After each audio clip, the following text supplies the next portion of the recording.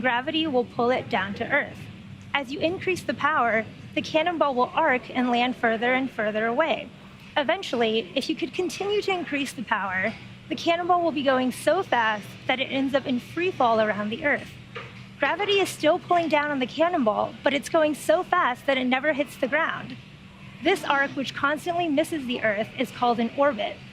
So when we lift off today, keep an eye on the orientation of Falcon 9. You'll see it go straight up until about t plus 10 seconds, at which point it will begin to shift in orientation so that Falcon 9 can also go sideways really fast. But before we get to that, let's check in on the status of the vehicle for today's launch.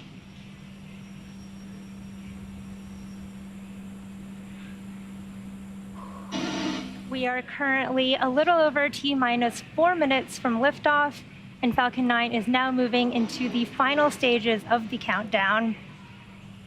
We are currently waiting for the transporter erector, or TE, to retract, and that's that truss structure that you can probably barely see right now to the right of the vehicle. First, the TE clamps will open, and then the transporter erector will begin to retract away from the rocket slightly, and at T0, hydraulics pull the TE farther away from Falcon 9 as it lifts off.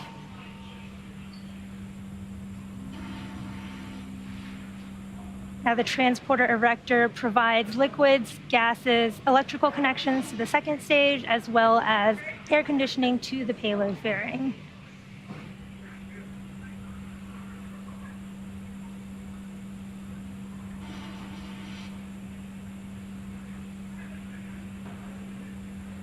Stage 1 LOX load's complete. Stage 1 LOX loading is complete here at T-minus 3 minutes, and the second stage is also nearing fully loaded with 1 million pounds of kerosene fuel and liquid oxygen.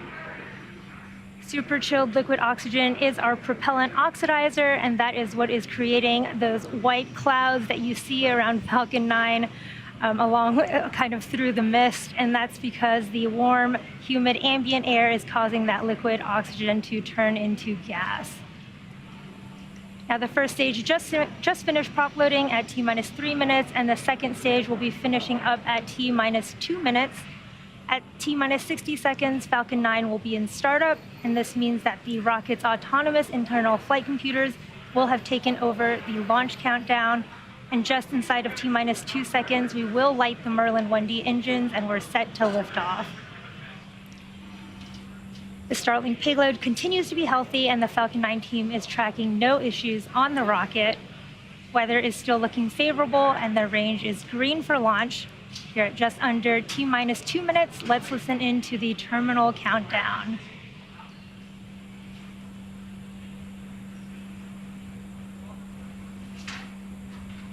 Stage 2 LOX load's complete. Stage 2 LOX loading is complete. You can see that white cloud that's just puffed up on the right of the booster there is venting from the TE LOX line. This is normal and expected. It joins that beautiful view from Vandenberg with the marine layer and the fog, with Falcon 9 there peeking out in the middle. We're just about 10 seconds away from the Falcon 9's flight computers taking over the countdown.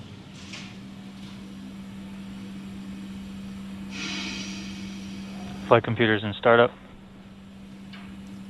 The Falcon 9 flight computer is in startup. The Stage 1 and Stage 2 tanks are beginning to pressurize for launch.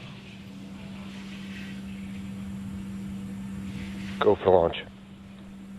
The launch director has just given the final go for launch.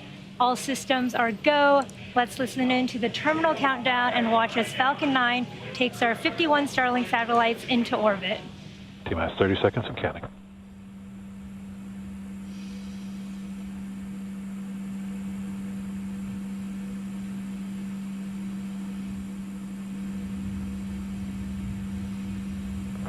T-minus 15. T-minus 10, 9, 8, 7, 6, 5, 4, 3, 2, 1, 0. Liftoff.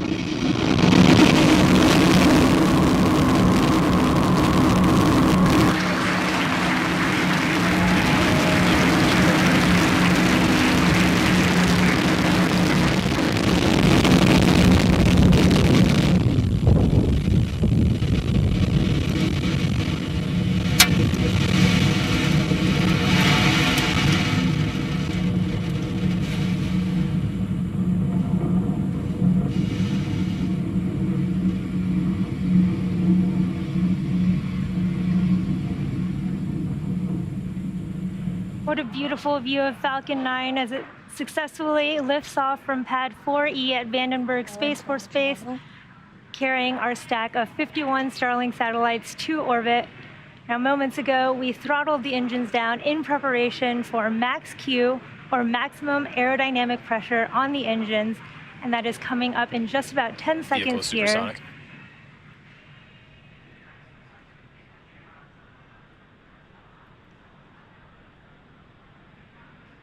Max Q.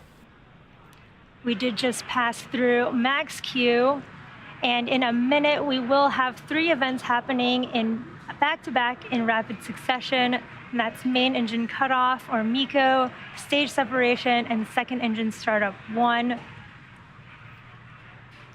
Now, first, main engine cutoff, or MECO. This is where all 9 M1D engines will shut off to slow the vehicle down in preparation for stage separation, where the engine chill started. Where the first and second stage will separate, with the first stage making its way back down to Earth for landing, and the second stage continuing on its journey to the third event, or second engine startup 1. And this is where the MVAC engine lights up and propels the second stage along with the Starlink satellites to orbit. We're about 30 seconds from main engine cutoff, and you can see that beautiful plume of the rocket as it is soaring in the sky.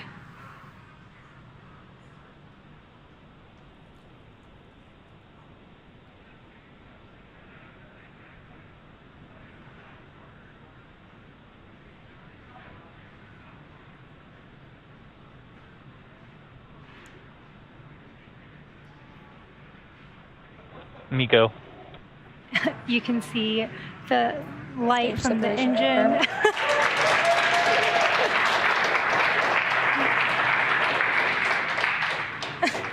The light from that first stage engine cutoff. MVAC ignition confirmed. For main engine cutoff, you saw the successful stage separation, and the second stage engine has started up from those live views on your right there. That Fairing is separation confirmed. the Merlin vacuum engine, and here we are waiting for fairing separation. You can see that great view of the 2 fairing halves separating from the Starlink satellites.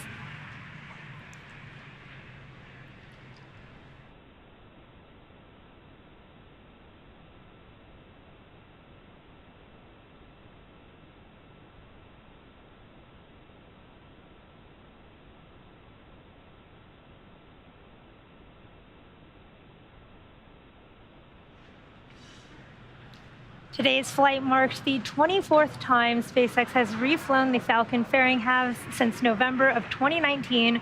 And again, this was our second flight for one of the fairing halves and a third for the other half. And we'll be attempting to recover the halves again today using our recovery vessel, NRC Quest, which previously supported Dragon recovery missions. You can see stage 2 here with the MVAC engine lit up and carrying our Starlink payload to orbit. And with the stage 2 headed towards its targeted drop-off orbit, stage 1 will be executing 2 burns in order to make its way back down to Earth. The first is the entry burn, where 3 of the M1D engines will reignite, and this helps to slow the stage down as it re-enters the upper part of the Earth's atmosphere. The second burn is the landing burn, and this is a single engine burn that brings the vehicle speed down rapidly in order to land on the drone ship.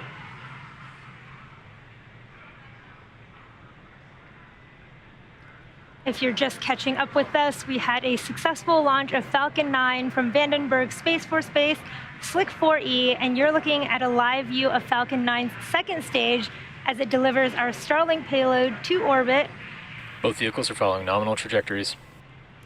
Both Stage 1 and Stage 2 are on nominal trajectories right now, with Stage 1 is cruising back to our drone ship, Of Course I Still Love You, in the Pacific Ocean, sorry.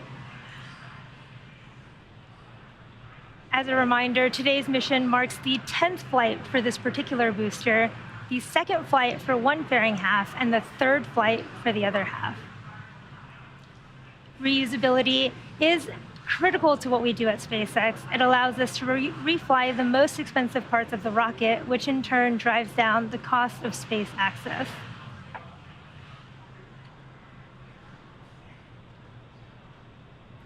Now the Stage 1 entry burn should be coming up here in a little under a minute, and this will be a 20-second burn of that first stage.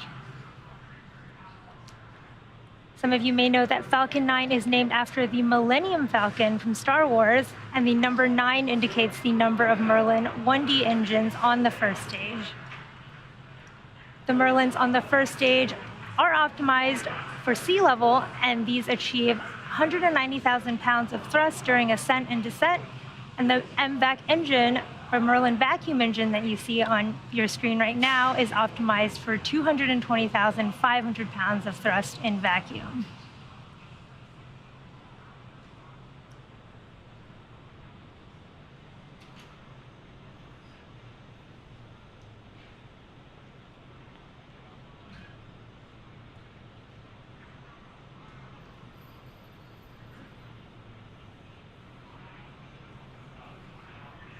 Stage 1 entry burn startup.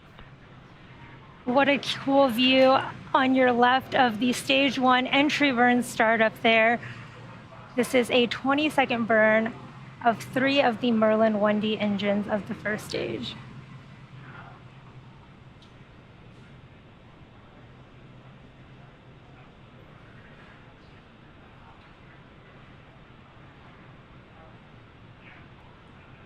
Stage 1 entry burn shutdown. We did Both have vehicles continue to follow nominal trajectories. we did Stage have 1 FTS is saved. we did have a successful Stage 1 entry burn, and you can see those super cool live views from the Stage 1 there as it is re-entering the Earth's atmosphere.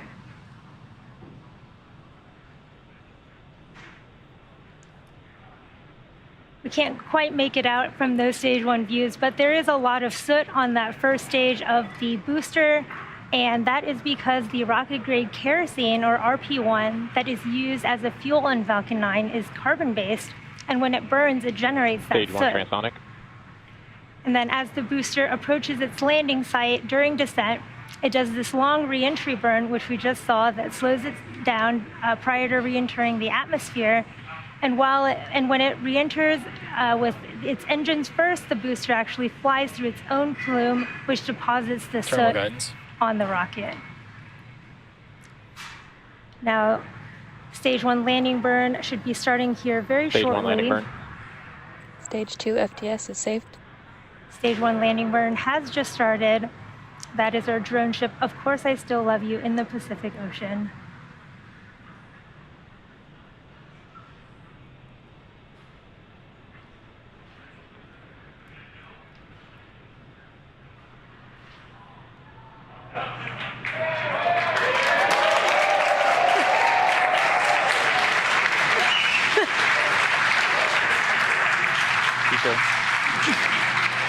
As you can see from that beautiful Stage 1 view landing confirmed.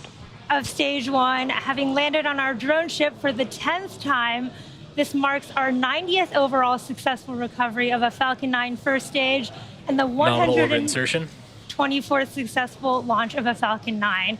We just missed it, but we did have a successful second engine cutoff 1 and a confirmation of a good orbit.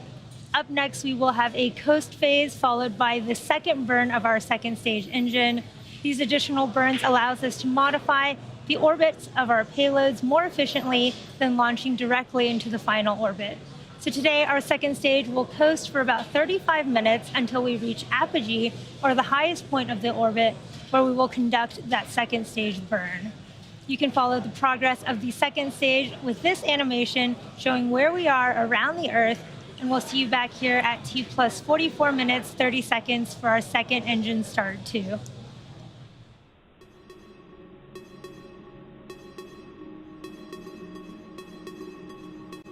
Expected loss of signal, Vandenberg.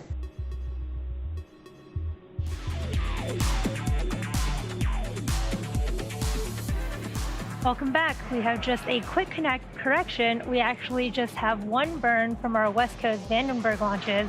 So the Starlink satellites actually deployed at T plus 15 minutes and 33 seconds, but we won't actually be able to confirm deployment until we get to a ground station over Argentina at T plus 26 minutes and 16 seconds. So we'll be back around then with an update. Thanks for sticking with us, and we'll see you back here in just a few minutes.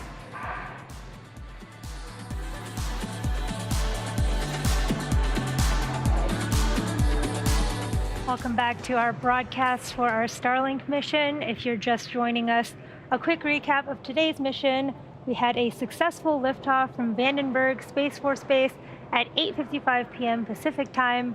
We then had a successful stage separation, recovered our first stage Acquisition of signal, Punta Arenas. after its 10th flight on our drone ship, Of Course I Still Love You, Fully confirmed. and had a successful second stage MVAC startup. And of course, we just had confirmation of a successful Starlink deploy. Again, this deploy happened some minutes ago, but we were waiting for that ground station coverage, which we just got to confirm that deployment. And now these satellites will begin to slowly separate from the second stage. They actually have already separated, and over the course of the next few days and weeks, they will distance themselves from each other and use their onboard ion thrusters to make their way to their operational orbit. And with that, that brings today's webcast to a close. Thank you to the Range and Federal Aviation Administration for supporting today's mission. And of course, thank you to all of our viewers and all of our Starlink customers for using our beta service at this time. If you're interested in being a part of our beta program, head over to starlink.com and sign up. Hope you enjoyed the webcast today, as always, and we'll see you soon.